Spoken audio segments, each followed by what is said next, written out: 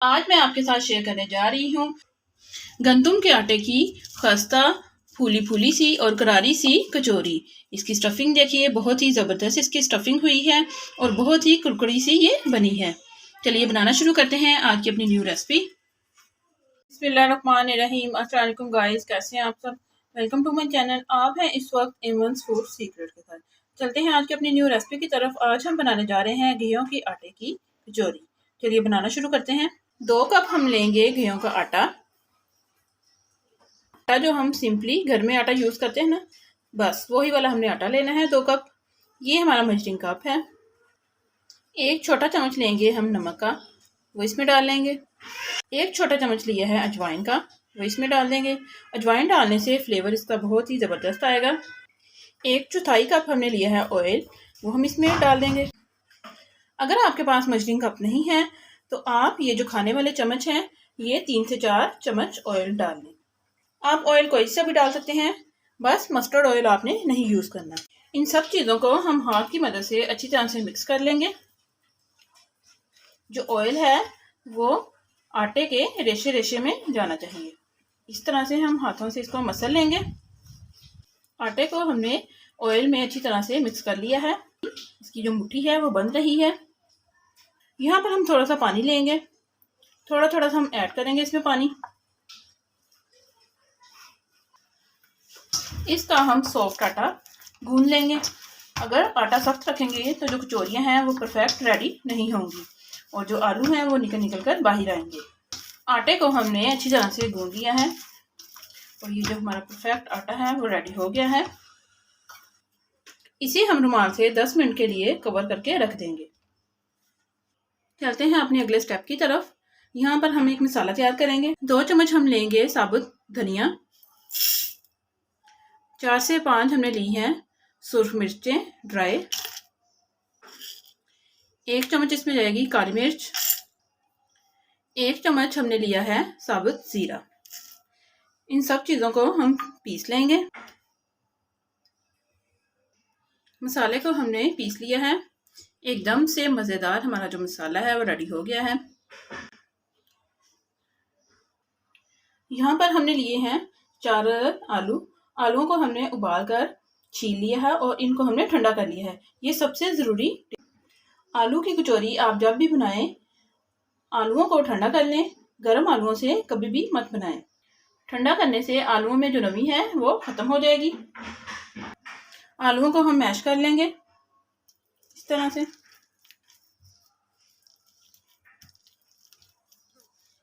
آلووں میں لمس نہیں رہنے چاہیے۔ یہ دیکھیے آلووں کو ہم نے میش کر لیا ہے۔ آلووں کو میش کرنے کے بعد اسے ہم سائڈ پہ رکھ دیں گے۔ یہاں پر چولہے پر ہم رکھیں گے ایک پین، 2 چمچ اس میں ہم آئل ڈال لیں گے۔ اس میں ہم ڈالیں گے پسا ہوا مسالہ۔ اسے ہم نے بالکل باریک نہیں پیسا، دردڑا سا ہم نے پیس لیا ہے۔ یہ ہم اس میں ڈال لیں گے۔ لو فلیم پہ ہم مسالے کو بھون لیں گے۔ مسالے کو 1 سے 2 منٹ کے لیے ہم نے بھون لیا ہے۔ اب ہم اس میں ڈالیں گے ایک بہت ہی سیکرٹ چیز جو کہ حلوائی بھی کچوری بناتے وقت ڈالتے ہیں۔ 1/4 کپ ہم نے لیا ہے بیسن، وہ ہم اس میں ایڈ کر لیں گے۔ بیسن کو بھی ہم اس کے ساتھ ہی بھون لیں گے۔ اگر آپ کے پاس میجرنگ کپ نہیں ہے تو 3 سے 4 کھانے کے چمچ آپ بیسن لے لیں۔ مسالے کی بہت ہی زبردست خوشبو آ رہی ہے۔ بیسن ڈالنے سے کچوری کا جو ٹیسٹ ہے وہ بڑھ جائے گا اور جو آلووں میں نمی وغیرہ ہوگی وہ بھی ختم ہو جائے گی۔ اس میں ہم شامل کریں گے 3 سے 4 ہری مرچیں، 1 چمچ ہم نے لیا ہے ادرک کا پاؤڈر۔ اگر آپ کے پاس ادرک کا پاؤڈر نہیں ہے تو آپ اس میں ادرک کو کرش کر کے ڈال سکتے ہیں۔ اس میں ہم شامل کریں گے میش کیے ہوئے آلو۔ فلیم ہم نے آف کر دی ہے۔ سٹفنگ کو مزید مزیدار بنانے کے لیے یہاں پر ہم اس میں کچھ مسالے ایڈ کریں۔ آدھی چمچ ہم نے لی ہے پیسی ہوئی سرخ مرچ، 1 چمچ ہم نے لیا ہے پیسا ہوا گرم مسالہ، آدھا چمچ جائے گا اس میں ہلدی پاؤڈر۔ پیسی ہوئی مرچ اس لیے ہم نے کم ڈالی ہے کیونکہ پہلے جو ہم نے مسالہ تیار کیا ہے اس میں بھی ہم نے سرخ مرچیں ڈالی تھی۔ آدھا چمچ اس میں جائے گا نمک۔ स्टफिंग के टेस्ट को बढ़ाने के लिए छोटा आधा चम्मच हम इसमें डालेंगे पिसा हुआ काला नमक। थोड़ा सा हमने यहाँ पर लिया है हरा धनिया, वो हम इसमें ऐड कर लेंगे। इन सब चीज़ों को हम अच्छी तरह से मिक्स कर लेंगे। हमारी कचौरी की जो स्टफिंग है वो रेडी हो गई है। स्टफिंग को ठंडा करने के लिए हम एक बाउल में निकाल लेंगे। स्टफिंग को हमने बाउल में निकाल लिया है, इसे हम ठंडा होने देंगे। यहाँ पर स्टफिंग ठंडी हो गई है। इसके हम छोटे छोटे से बॉल बना लेंगे। हाथों पे हम थोड़ा सा ऑयल लगाएंगे।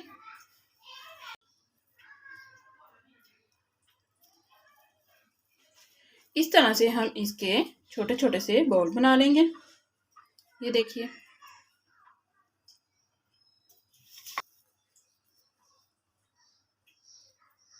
आपने नोटिस किया होगा कि स्टफिंग बिल्कुल भी गीली नहीं है। जो टिप्स मैंने आपके साथ शेयर की हैं, इसका यही फायदा है कि इसमें जो नमी थी वो खत्म हो गई है।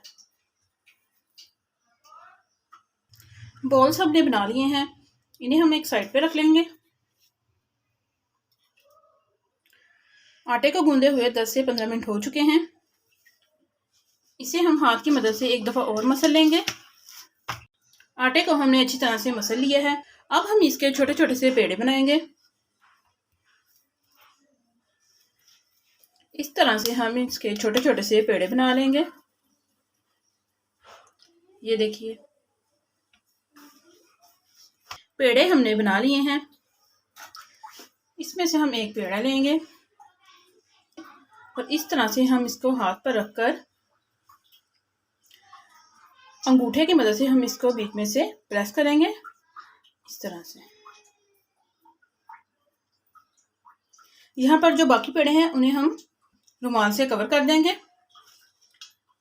इस तरह इसको हम हाथ की मदद से यूं प्रेस करते जाएंगे। मैं इसको बेलने से नहीं बेल रही, हाथों से ही इसको हम प्रेस करेंगे। इस तरह से इसके जो किनारे हैं वो बारीक करेंगे और नीचे से हम थोड़ा सा इसको मोटा रखेंगे। इस तरह से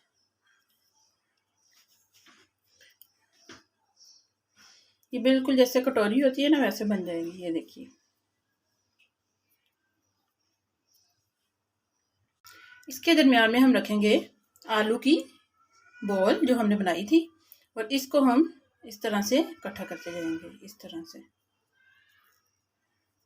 देखिए, इस तरह डो है वो हम इकट्ठी कर लेंगे।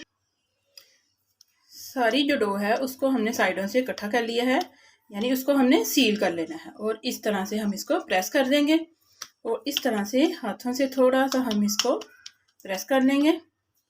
ये देखिए, हमारी जो परफेक्ट कचौरी है वो रेडी हो गई। इसी तरह से हम दूसरी कचौरियाँ भी बना लेंगे। कचौरी को बनाकर हम प्लेट में रख लेंगे। अगर आपको हाथ से बेलने में मुश्किल है तो आप बेलने की मदद से भी इनको बेल सकते हैं। और अगर ये वाला जो आटा है आपका ज़्यादा है, बड़ा है, तो आप इसको यूं उतार दें। इस तरह से हम इसको उतार देंगे और ये इसको हम ऐसे ही हाथ से थोड़ा सा प्रेस करेंगे। ये देखिए,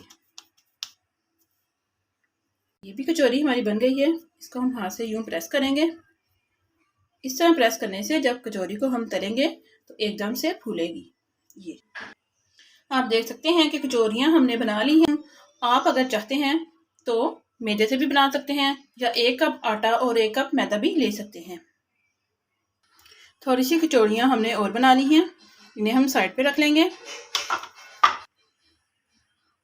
यहाँ पर हम लेंगे कढ़ाई में हमने ऑयल डाल लिया है।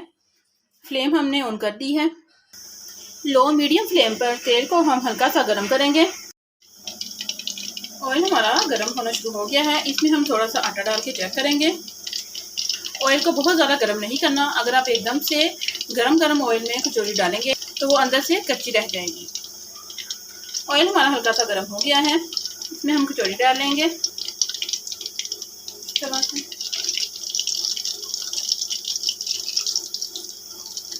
ये देखिए, हमने कचौरी जो है वो डाल ली है।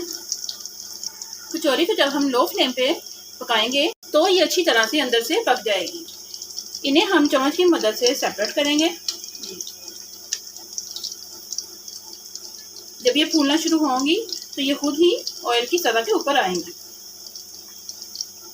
چمچ کی مدد سے ہم ان کی سائڈ جو ہے وہ چینج کریں گے اس طرح سے۔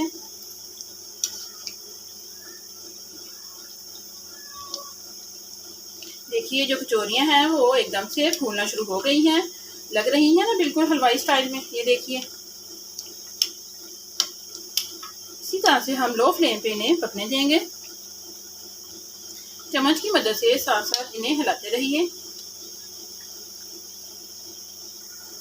کچوریوں کو ہم لو فلیم پہ بنائیں گے اس لیے انہیں بننے میں تھوڑا سا ٹائم لگے گا۔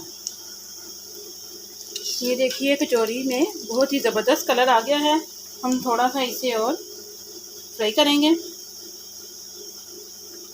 ہماری جو کچوریاں ہیں وہ ریڈی ہو چکی ہیں، انہیں ہم نکال لیں گے۔ آپ دیکھ سکتے ہیں کہ بہت ہی زبردست ان کا جو کلر ہے وہ آیا ہے۔ آئل کو ہم اچھی طرح سے نچوڑ لیں گے۔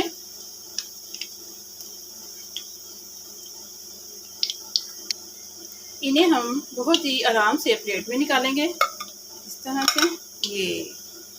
یہ دیکھیے آئل بہت زیادہ گرم ہے، دوسری کچوریوں کو ڈالنے کے لیے پہلے ہم فلیم آف کریں گے، آئل کو تھوڑا سا ٹھنڈا ہونے دیں گے، پھر ہم اس میں ڈالیں گے۔ آئل ہمارا تھوڑا سا ٹھنڈا ہو گیا ہے، اس میں جائے گا سیکنڈ بیچ۔ یہ دیکھیے اس میں ہم ڈال دیں گے اس طرح سے۔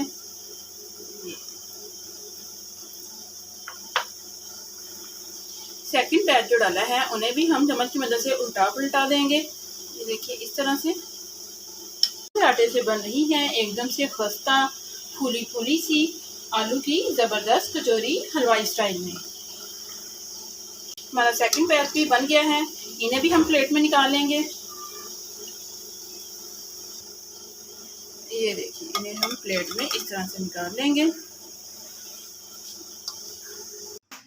آپ دیکھ سکتے ہیں کہ ہماری مزیدار کراری اور پھولی پھولی سی آلو کی کچوری جو ہے وہ ریڈی ہو چکی ہے۔ آپ گھر پر بہت ہی مزیدار کچوریاں بہت ایزیلی میتھڈ سے بنا سکتے ہیں۔ اگر آپ ہمارے چینل پہ نیو ہیں، چینل کو سبسکرائب کریں، لائک کریں اور زیادہ سے زیادہ شیئر کریں، اور ہمیں کمنٹ میں بتائیں کہ آپ کو ہماری ریسپیز کیسی لگی۔ ملتے ہیں ہم اپنی نیکسٹ ویڈیو میں، تب تک کے لیے اللہ حافظ۔